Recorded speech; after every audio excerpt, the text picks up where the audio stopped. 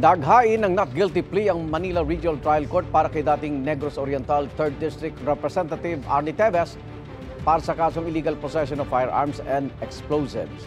Korte ang naghain ng plea dahil iginit ni Teves ang karapatan niyang manahimik at hindi sumagot.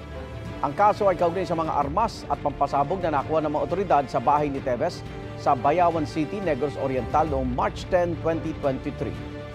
Sabi noon ng DILG, walang mga dokumento ang mga nakumpiskang armas. Itinanggihan ni Teves sa isang Facebook video at iginit na itinanim lang ang mga armas sa kanyang bahay. Sa July 29, inaasang magsisimula ang paglilitis sa naturang kaso. Naharap din si Teves sa iba't ibang kasong pagpatay, pati terrorist financing na dati na niyang itinanggi. Sir, Thank you sa inyo. Thank you sa inyo. Ha? Maraming Sir, salamat bakit sa inyo. hindi kayo nag-plea?